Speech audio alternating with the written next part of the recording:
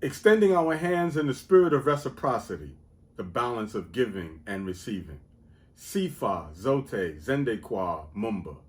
All praise is due the Creator. Greetings. I'm Baba Brother D, B. Armand Nubian of the New Ashe, the New African Social Health Effort. And this particular video, I've got a certain amount of trepidation getting into it because I'm, going to say something disagreeing with Malcolm. Maybe I'm used to it by now because I've done so in a couple of other videos, but still, I know how a whole bunch of people feel about Malcolm. And but sometimes in the course of attempting to make more effective analysis, you may need to go against something that was said by somebody that you revere. I got a long title for this. Malcolm was wrong for the right reason, and ADOS is wrong for the wrong reason. Black identity in America. So let me repeat something that I've said in other videos. The orientation that I subscribe to, some of us call it scientific African nationalism. The systematic acquisition and application of knowledge and skills for the best interest of African people. And by best interest of African people, we mean that which is conducive to the survival and development of African people worldwide. That's the view that I'm making an effort to represent and act in line with. And a recent video, I pointed out that some of the roots of our coming upon this viewpoint, scientific African nationalism, some of those roots were in the organization that one of the organizations I'm currently part of, African National Science. In our earlier days, we were the Al-Kabalon Youth Collective. And one of the interesting things that we did, which I don't see much of, is that when we studied, we didn't just study to be able to quote and parrot what the authors maybe that we were reading said. We also critiqued and were prepared to disagree if we thought it was accurate to disagree, or in other words, if we thought that what the person said was not on point. And back in the 70s, from 1977 and 78, part of our curriculum included reading speeches by Malcolm out of the book Malcolm X Speaks. For example, I gave this example recently. When we studied the speech, Message to the Grassroots, and Malcolm made the statement about when we see that we have a common enemy, we unite on the basis of what we have in common, and what we have foremost in common is that enemy. And he goes on to say that the enemy is the white man, and some of y'all may not agree with that, and time will tell. But aside from what we conclude is our enemy, the question was raised, is that what we have foremost in common? And the individuals within our group would be like, no, our enemy is not whoever or whatever we conclude the enemy is. The enemy is not what we have foremost in common. Being a people, our peoplehood, we're going to come across all sorts of enemies. And maybe in this period of time, we've got a key enemy that we got to deal with. And at some future point in time, we got some other enemy that we have to deal with. But what we have in common, foremost, is not our enemy. We're talking about our peoplehood. We're talking about us being related, us being a people, us having a common ancestry, us having a common set of circumstances, experiences that relate to our common ancestry, our peoplehood. And so at this early date, and a lot of us are, some of us are in our early 20s and some of us are in our late teens, but from that period on, just because Malcolm said so did not necessarily mean that we have to agree with it. And so I'm going to pick up something that Malcolm said and attempt to explain why I think that is problematic, but I unite with the reasons that he said it.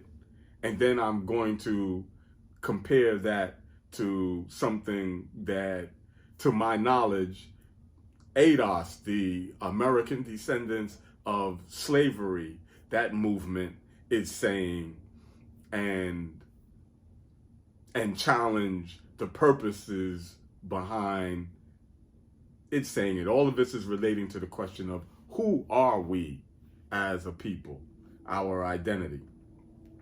Now,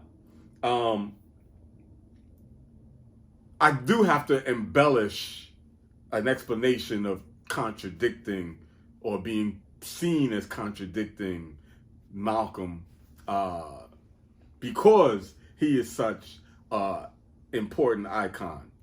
And I would have to say that Malcolm X, El-Hajj Malik El-Shabazz, is, of all of the icons of the Black movement, the one who has been the most important icon of mine in my life. I get goose pimples when I listen to certain speeches by Malcolm, even though now I can point out all kinds of things that I don't agree with what Malcolm might have said in a given speech, like Message to the Grassroots, and still get goose pimples when I hear that recorded speech.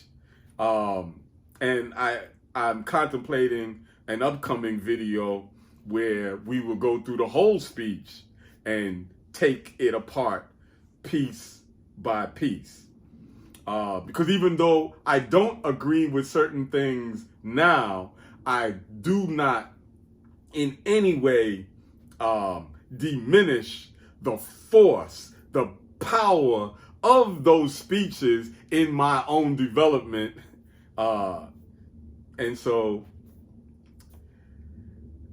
also want to point out that Malcolm X is the best known of the main icons of a sector of the Black movement that I'm a part of. I'm a part of the New African Independence Movement. And the New African Independence Movement looks to a few people as central figures, but the best known, I mean, a good portion of Black folks don't know who Robert Williams is. A good portion of Black folks don't know who Queen Mother Moore is. But just about everybody know who Malcolm X is. And I also need to say, to my credit, I participate every year in an activity on Malcolm's birthday where we go to his grave, where he's buried in Ferncliff Cemetery. We ride up there in motorcade fashion in buses and cars and do a certain ceremonial thing around his grave. And I've been a participant in this activity from 1976. I've been pointing out to folks that I've been going up there on his birthday consistently. I may have all these years missed two. And from 1976 to 2019, what was that? What's that? 43 years? Malcolm only lived to be 39.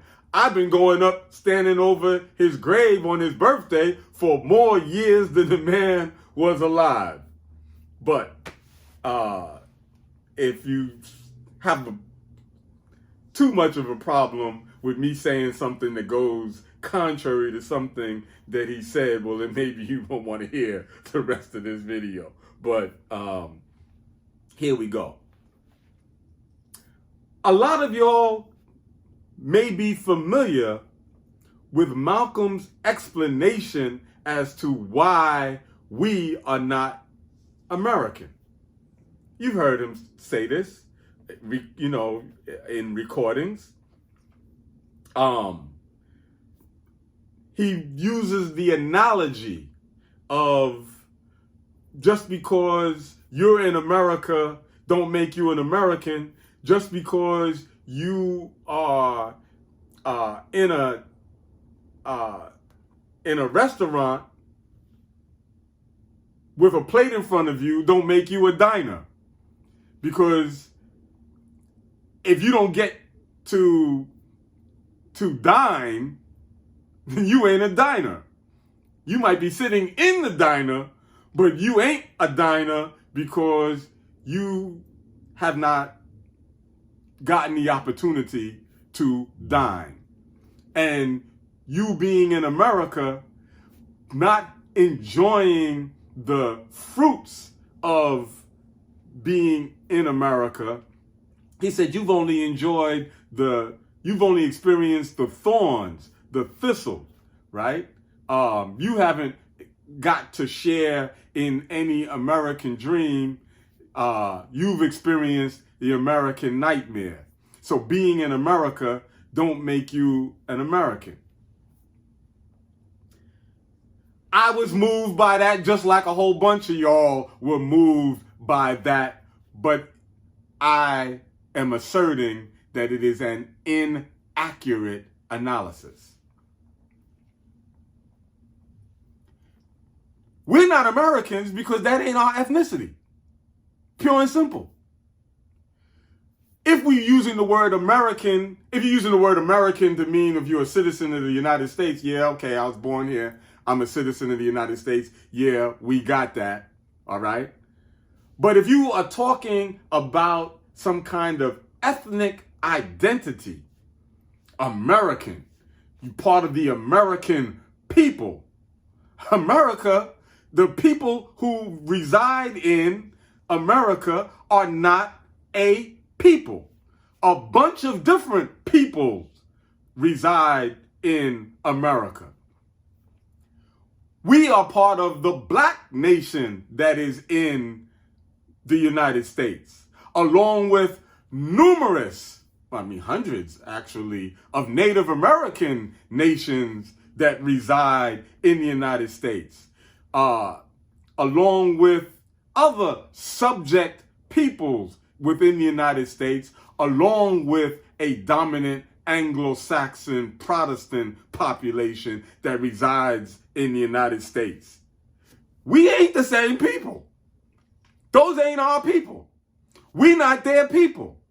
And if we grasped our not being the same people, and that the entity that we live in, the political entity that we live in, is incorrect to refer to this population as a nation, which most people, including most of us, including most black nationalists, incorrectly referring to the population of the United States as a nation. And we say things like, well, across the nation. Well, could you try to correct that, please? Say stuff like across the country, something, across the empire, all right? Across the United States. When in doubt, just spell the whole thing out. Across the United States.